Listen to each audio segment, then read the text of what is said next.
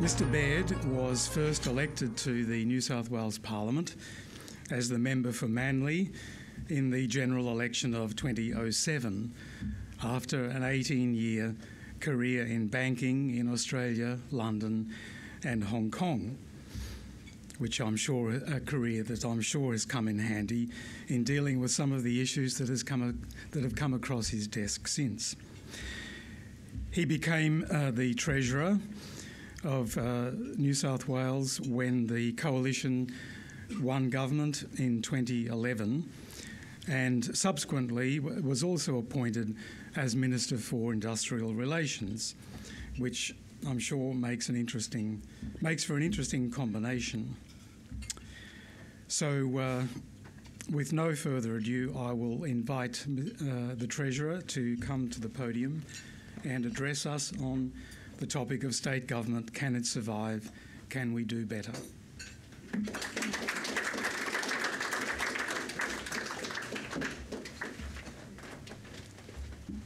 Perfect.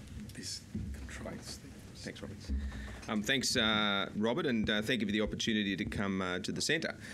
Certainly, it's been a long missing part of my calendar to actually come here, and Imre, who works with me, was almost in shock that I hadn't done it. So it's fantastic to be here, and it's great to have Robert, and thank you, Greg, for the invitation and the work that you do. Having Robert Carling there is almost a blast from the past, because Nick Reiner came up to me one day with a pile of reports. He said, "Read these, the Robert Carling masterpieces." He said, "If you want to be Treasurer of the State, you need to sort of look at this." So it's great to have him here, and congratulations on your work, Robert, in terms of thinking about the critical issues that matter. The other thing I should note, even though the camera is running, that we did have a policy discussion here around the table. This is kind of the last place I expected it, but there was a discussion, should we be legalising marijuana so we can tax it? So that is not a policy position of the New South Wales government, just saying in the camera, but it was a stimulating discussion that we had. So there are other sort of friends around the room. I do acknowledge Beck, who's in my office, and she is a member, has been a member of the CIS here. The Currans are kind of long-time friends and supporters of all things fiscally responsible and sensible, as well as Michael Gadiel's here, who's helped me, and he is in charge of Budget Paper 6. That's your precious baby, isn't it, Michael? Yeah. So anyone that doesn't know about Budget Paper 6, please now go and have a look, because Michael spends his life on it. But it's looking at the long-term intergenerational, effectively, impacts, the fiscal gap, which I will touch on in Treasury. And I also see Costa here from Freelands. I don't know why you're here. You're supposed to be selling a port.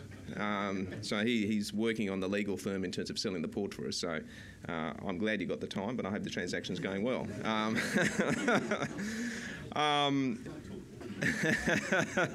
So anyway, listen. This topic is one which I describe as it's conversational. It lays a platform on what I think that state governments are going to have over the next 5-10 years, and at some point there are going to have to be some very realistic decisions made around it. If you look at the long-term future of state governments in the current fiscal settings, can it survive? I'd say, well, it can't. It can't on the current format, and that's really part of the reality. So I do lay out a framework which I think highlights some of the challenges, some of the things that we've done, and some of the thinking going forward. And apologies for the slides. It's probably easier to, and for those that are there, good luck. But it does give you a sense that here it is, that the demographic challenge we face is probably the biggest one, and I don't think gets enough discussion really in a broad public policy context. And in simple terms, we're at the sort of peak now, and at the moment what we're seeing is an increase in the ratio of older to younger people, and by 2050 it's going to nearly double. And there's all types of consequences that come up with that. The labour participation rate starts to drop. Demand in some of the critical areas such as health, which is already costly, starts to spike. And at the same time, spending growth, which is basically a compilation of those, is going to outstrip revenues. So the business as usual in that looming crisis is really not an option. When you look at the numbers that start to flow out of that, this really starts to show it, the dramatic change in the dependency ratio. And any economist that looks at that starts to get petrified. Because clearly it's not just rising. I mean, it's doubling. I mean, it's effectively doubling from where we are today to 2050, and that is a huge burden. Well, I mean, I'm not having a go at those people, but economically that does provide a challenge, and that's just on the forecast population of going from about 7.4 million to 10.1 million, and obviously the proportion of those increases as well. You then look at what this does to the labour participation rate, and there's been a lot of talk about that, and that being weak. Well, the projections are reasonably bleak. It sort of moves from where we are down to about 60% over the to 2050, which obviously means that the capacity for growth in real GSP really starts to be challenged. What that does, and you can see it here, this is the growth in GSP per capita, and the expectation of that is that we've been going since the recession, and I was trying to think when putting this together, what was the recession like? I did start my career in the recession, but since that time it's been growing at about 1.7% GSP per capita growth. The forecast is that that's going to drop significantly between now and 2050 to about 1.4%. And that sort of equates to a big economic challenge. This is where it starts to get interesting, which is Michael's work starts to come in. It's really looking at the emergence of a fiscal gap, and that is that really forecast expenditure is rising as a percentage of GSP, much greater than revenue, and that is the unsustainable path that we currently sit on. Where that and the projections are, and to give you a historical context, that expenses are going to grow about 5.5%, and revenues are going to grow about 5.1%. So that gap obviously continues and gets worse in the longer term. Now, with expenses rising at 5.5%, we're currently below that. I mean, we're sitting, last year our expenses, we got down to about 2.7% from over 7%. But revenue growth, which is down currently at about 4%, I think is the number we currently see. So even on the projections, yes, revenue's going up, but it's the expenditure growth that really is the big challenge for us. What that does to debt is really the looming challenge. I mean, we go from currently it's about 2.8% of GSP, but by the time you get to 2050, it gets up to about 80%. But that's just general government sector, so that's not including our state-owned corporations, which obviously brings commercial income with it. So it's almost the state government's credit card, and that's getting up to levels that you're actually seeing across other countries around the world. And this is one of the opportunities we have. We can see the trend, we can see where it's going. We don't have to go there, and that would be my main argument. We don't have to go there, but we have to start taking action now and start taking policy decisions now. And interest expense by the time you get there is about 24% of the budget on the basis of that projection. Now, this is the interesting thing, and as I reflected on this graph, which you also find in Budget Paper 6, it shows what it means in a policy context. So what are those expenses, and there's actually benefits there. And obviously, as we're getting older, below the line is positive. That is positive in the sense that there is less budget pressure and some budget relief. And as the older we get, there's less requirement on education, which intuitively, I guess, is right. There's also a benefit in terms of public safety. Which is, I mean, I guess the older we are, the less havoc we cause. So that's the positive side. Except for Imra's, he's 59. He's dangerous. But then you go to what is the main cost, and the main cost is, which is the light blue bar, is health. I mean, health is really the crux of the challenge and the problem that we face, and you can see that there quite clearly. There's also social security and welfare. Up there putting budget pressure on, but it really is a health story, and that is what is adding to this fiscal gap in the long-term position. And really, I don't think the problem's going to get better. I think it's going to get worse. That leads us to a fiscal gap that I've spoken about, and it's about 1.5% of gross state product by the time we get to 2050. And those interest payments that I said, I mean, that effectively is just building debt upon debt upon debt, that gap. And that really is, by the time you get to 2050, an interest bill that's 24% of your expenditure is is obviously giving you a magnitude of the problem. So at some point you're going to have to take action, and that really is the point. We have taken some action in our budgets, and one of the things, indeed, Michael Costa made this a big part of his time in the Treasury, which I absolutely supported and applauded, and that is you can't just take policy decisions today, you need to look at what it's having and the impact it's having on the long term. And he was the only person that spoke about the fiscal gap. The press gallery didn't care, but those that focused on the state finances did, and he said that, listen, we have to be judged on this, and we have tried similarly. There have been some measures we've taken, but the first two show some of the measures, revenue side and expenditure side, efficiency side, but relatively small contributions to the long-term benefit. The main pickup has actually been in the health and education agreements longer term. So we're basically shifting part of the growth to the federal government on both of those items, and they have been the biggest beneficiaries of closing the gap. I mean, that's the truth. I mean, I'd love to say it was all the expenditure measures we've had, but it's not. It has contributed, the measures we've done, but that's the main improvement. Now, when you think about it, where is the federal government and what are the policy decisions it's undertaking at the moment? Well, the capacity to do this longer term, I think, is going to be challenged. The government is not saying it wants to take on more recurrent burden. It's actually saying the opposite. So what comes with those agreements obviously is something that we need to determine with the federal government, but any capacity for the Commonwealth to shoulder more on the current fiscal settings, I'd say, are much more limited, over the next decade. So that does put more onus back on the state governments.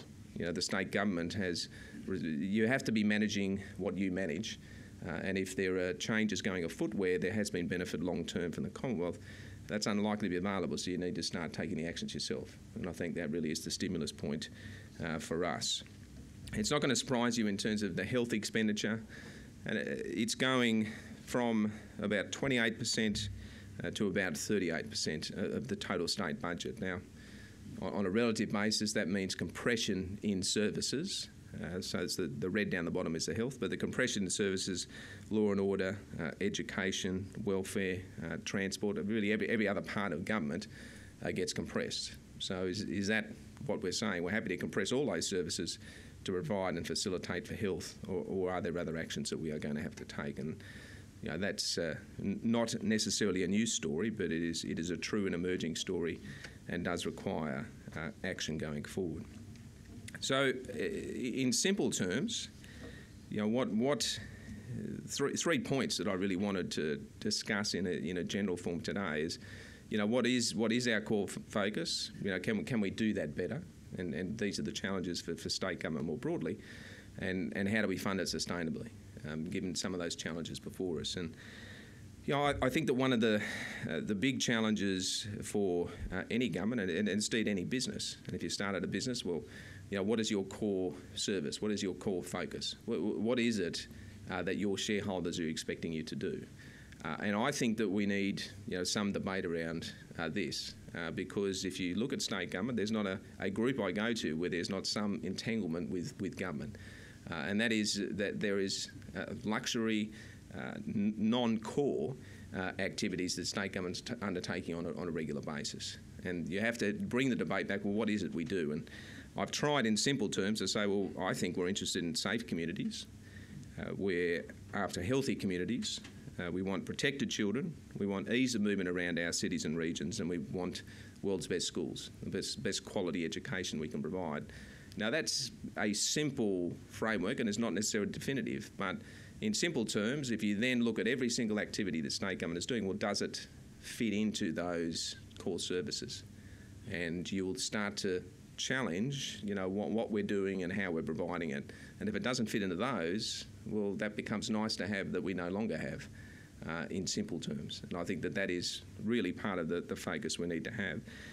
I remember in management school listening to Jack Welch, and there are some things I love about him, other things I don't. But the concept of leadership, he said that it's very simple. You put a target up on the wall and everyone follows it. Make it very clear, what it is everyone is doing.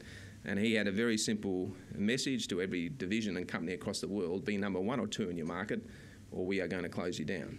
Now, that focuses the mind. From a management point of view, you know exactly what you have to do. You know, who are your competitors? What are they better at? How can we learn from them? You know, who is doing it better, and how can we sort of get ourselves up that chain? Now, that is, I would say, a similar sort of proposition here. You know, here is the core services that state government provides. You know, beyond that, we're not in that business. And there are difficult and hard decisions that ultimately will come for that. But I think that driving the focus of government, and it's up to governments to lead, and the public service has got a key role in this, but ultimately you need that debate, and it's a debate you need to have with the community, most importantly. You know, can we do it better? And so the existing services, so once you kind of get established on what your core is, can you do things better? And I think there are some good examples where we have done that, sort of driving some efficiencies across government. Road maintenance, I think, is a good one. There's government had every single contract for road maintenance across the state. All of the evidence suggests that it could be done for about 30% cheaper, and on top of that, on time. You know, we've moved to introduce contestability in the road maintenance space. So all of the CBD contracts now have been opened externally, and that is starting to deliver results. I mean, the important point there is contestability starts to drive results. Everyone will now know that the undertaking of your activity can be considered external, and more importantly, how do we benchmark ourselves against external markets? And senior managers want to know, and the remaining road maintenance contracts, I can assure you, they are all paying very close attention all of a sudden to their metrics. You know, what's the cost that we are providing? What is the time frames? How does that compare to the new contracts being awarded? And that, I think, is a culture that needs to be introduced across every part of government. We've done a similar thing in ferries. Ferries, the franchising. I'm not sure there's any Northern Beaches bodies here, but there is, very, very classy. The very good-looking, sort of well-dressed man over there. But we were talking the fast ferry service, which was the government. There was a subsidy of $10 million a year that came into that. And what we did is, well, I argued very strongly, surely the private sector can do this. Not only could they do it without the subsidy, they actually pay for wharf access. Reliability's up. I mean, it used to break down 1 every 16 services. It now breaks down to about 1 every 3,500. Patronage has more than doubled. And it is, you know, they serve beer in the afternoons, you know. So it is a good example where if the private sector is given a capacity or contestability is introduced, you start to see changes. Gladys Berejiklian, the Transport Minister, has introduced franchising into the whole ferry network on the back of that experience, and it's a very similar story. Patronage is up, reliability is up. The service is improving, the cost or the subsidy of government is reducing. Obviously that comes into the public transport space, so rail and buses, it's very clear what the government is doing. And I'm not an ideologue on this in any way, shape or form. If we can deliver just as good outcomes in terms of the existing services and under the existing ownership structure, well, we should be pursuing that. What we're after is the best possible outcomes. And contestability, I think, into the transport space has helped to drive improved results. One of my favourites was the HSC advice line. So obviously we want to continue to provide education in every way, shape or form. And the best possible education we can. But within that, there are all types of services. And the HSC advice line, it got to the position, there were 72,000 students who sat the HSC in 2011, but there was 600 calls that went into this advice line, and the cost per call was $275. So, you know, that's not necessarily a service that was needed, would be the argument. And that, you know, in simple terms, you have to question every function activity you're doing. And, you know, new management will do that. But I would be arguing that has to be part of your DNA. Any minister has to look at every single service we're providing within our provision and say, listen, can we do this better? Or is it necessary? Is this something we necessarily need to provide? Does it fit within our core services? Service New South Wales is also something that we've undertaken. I won't go into great detail on that, but we had multiple websites. I think almost 1,000 websites across the state, multiple call centres, and you can imagine the story. We've brought that down to a single website, not quite single, a few call centres left, but a better consistency of service, huge savings, and there is a digitised strategy. So, make this digital as opposed to physical, and we're starting to drive the numbers going through are exponential. You're actually engaging in a coherent and positive way with the community, which is obviously a big part of government as well. And the last point I'll leave on this is that in health services, again, picking the model on the Northern Beaches, that there is a new hospital we're delivering. And it's how do we, if you think of some of the challenges, it's those health costs are the big sort of standout items. So how can we deliver both services and capital? Because they go together in terms of those costs. How can we deliver them in the most efficient way? And there is a model that we are basing it unashamedly on the West Australia, Joondalup and Midlands. They have a catchment where there is a high percentage of private health insurance, which we do at the Northern Beaches. There is a need for a private hospital and a public hospital, and there's a question, well, hang on, if you bring those two together, are there synergies you can devolve and also improvement in services, both efficiency in terms of capital procurement and efficiency in terms of services, as in more services provided for less outlay. And the model's simple. If you bring those two hospitals together, at the moment, both public hospitals have got a significant number of private patients. If you put them into private, you then have more capacity in public. If you share facilities in the middle, which is what this hospital will do, which is a operating theatre, pathology, emergency departments, I mean, they're shared. Why do you need to duplicate all of those if they've got a capacity to share them in the middle? And then the overall sort of configuration of that hospital enables you to have additional services as part of it and better services. So for the same amount of overall spend. So that is going to be a very important model for us, but I think it is a very exciting opportunity because it is the way that you have to think. You have to think much more creatively with some of the challenges we have, and I certainly think that model is going to help in health delivery going forward. Having said that, I've become quite popular on telegraph poles in my electorate that my children don't really enjoy, and I can't get to them. So they set them up, Baird, keep your hands off our public hospitals. Just general constructive feedback. Having said that, I think long term it's going to be fantastic. The other thing I think, so yes, we can be more efficient, and there's a range of measures that you can do, and we have started to do, and it is a dynamic and ongoing basis. You never stop in relation to that. The other thing I think state governments need to do much more is focus towards outcomes. It needs to be outcomes driven.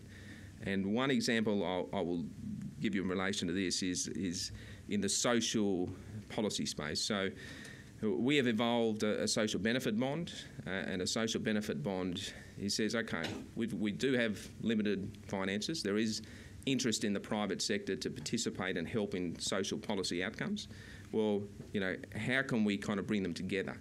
And we have created, I think, it's the second social benefit bond in the world, but what it says is when, at the moment the children, it's in the child restoration, the out-of-home care area, at the moment when orders are issued by a judge that this child must be removed from the family, there is a program from Uniting Care which is about restoration, and they work very strongly not only with the child but with the family and extended family, and it's an intensive program that aims to restore them. And at the moment, it's about if we don't do that program, it's about a 25% success rate. Their confidence under their program is that they can bring that up to 65%. Now, we have structured a bond that says that the higher they go up, the more payment that goes back. Capped at a return of 15%. But ultimately, longer term, it provides savings to the state because the examples and the evidence is very clear. If you are restoring, if families, childs are being restored to their families, then there is a much greater result in relation to education. There's much lower health costs, there's much lower justice costs, and all of those flow back to a benefit to the family and obviously most importantly the individual. Now, the outcomes focus, restoring families and provision of funds, that is a key focus, and you can use that across all social policy areas and indeed across government. I think that allocation of funds just for fun's sake needs to change. It needs to be what is the outcome you're trying to secure. in relation to overall objectives. I also think you need to re-engage the community in a very powerful way. People have spoken about, and politicians have spoken about, honest discussions, and the honest discussions just haven't been had. And part of the admission here is, listen, we are heading in a fiscally challenging position. You have to publicly discuss this. I think that things like tolls, trying to pretend that you can deliver infrastructure with the current fiscal constraints without saying to the community, we need a contribution from you to enable this to fund. Now, that's not popular. Politically, that's challenging, but it's the reality.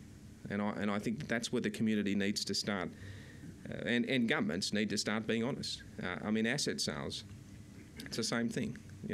Revenue's down, our debt's up here, our credit rating's under threat. We can do this, but the way we do this project, road, hospital, health, whatever it is through asset recycling. We're going to take this asset and we're going to put it into the new. And that sort of honest discussion, I think, is starting to take hold in New South Wales, certainly at Newcastle. The long-term lease of that port, by putting the proceeds into the urban renewal of the city, on the ground it is much more popular than not. And, who would have thought that going to a place like Newcastle saying leasing a port is going to be popular? Well, it's the outcome, and it's an understanding and explanation of that, and I think you need to have more of that. My local council, which I love very dearly, Warringah Council, recently there was a debate about them keeping childcare. No, you can't get rid of childcare. You can't get rid of we want our childcare. But then council says that we've got to put rates up. No, we don't like that bit. We want our childcare, but rates can't go up. So I've got some sympathy to them on that. You can't do both. If you want the services, then we're going to need a contribution. But I think that what governments need to do is link them, and I haven't seen council kind of link that debate too powerfully. You need to say, okay, well, if we are going to do that, well, there is a cost, and we need a contribution towards it. And I think that governments, as their day-to-day, certainly need that as part of their mantra. And the last point I put on this is that I also think innovation is key. I've worked in a range of private corporations. Some are very good at innovation, some are terrible. Government is not good at innovation. It's not in its DNA. Government does not innovate. I know there's some great minds at Treasury here, but it is not something that comes naturally.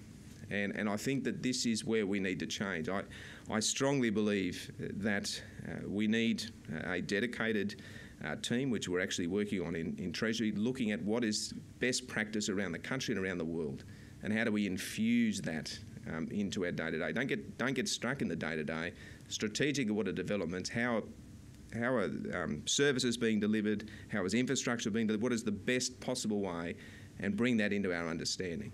And at the same time, I think we need to invest in leadership. It's one thing that I think is done terribly. We don't invest in our public servant leaders. There should be a very clear approach to developing capability, capacity, and also up and down, not just at senior levels but at junior levels. So succession planning becomes key. And KPMG, interestingly, have set up an academy for health in the UK, which is exactly about this, creating future leaders. And I certainly think that is something that we should be doing to start to meet with some of the challenges we're facing here, because innovation and capacity comes from our people. And the sooner that we understand that, the better chance we have. So the last point I make overall is, how do we fund it? And it's not surprising that this is a bit of a long journey. What I love about the federal government in relation to this space is they said, listen, we have tax challenges. We're not going to rule anything in or out. So before the election, the usual scare campaigns that come, they said we are going to have that discussion in our first term, and if there are any changes to come, well, then we'll take it to the election. Now, that provides policymakers, the CIS, politicians across the country, the capacity to freely speak into a much-needed debate. And I can assure you, if I'm still the Treasurer at that time, it is something and an opportunity I would not miss. We have to have that discussion. The vertical fiscal gap remains at about $73 billion. We have about 40% of the expenditure, state governments 40% of the expenditure across the country, about 16% of the revenue. Doesn't work. So we need to shift away from our inefficient taxes to the more efficient taxes. We need a requisite share of funding to match our expenditure responsibilities, and ultimately those challenges there start to dissolve. It is long overdue, and certainly I mean, I've argued that we should be sharing income tax. Wayne Swan didn't like that idea that much, but the concept of sharing in an efficient tax and removing ourselves off inefficient taxes such as stamp duty and others is the right long-term future. There's efficiencies that come, and at the same time there's a growing revenue that's less volatile, and that's one of the key things. So listen, I am, and I'm also determined in terms of the threshold. The threshold remains well above global standards, and is a natural leakage of the system in terms of online GST. That is something that we're doing before the white paper, but that's something that needs to be done. So certainly I think that tax reform is probably the key to many of the challenges, but there's many things we can do, and I think some of those points I outlined said this is what state governments can do in relation to their existing services, or definition of what is our core services, be as efficient as possible, and then start to look to broader tax reform to align those new expenditure responsibilities with appropriate revenue. So it's a challenge. I certainly had less grey hair when I started this job, but it's one I thrive on. I certainly think that we have an opportunity in the next 12 to 18 months to look very carefully at all of these issues to make a long-term difference for the next generation. And obviously the tax forum is going to be an important part of that. So listen, thank you for the opportunity of addressing you today, and would welcome any questions.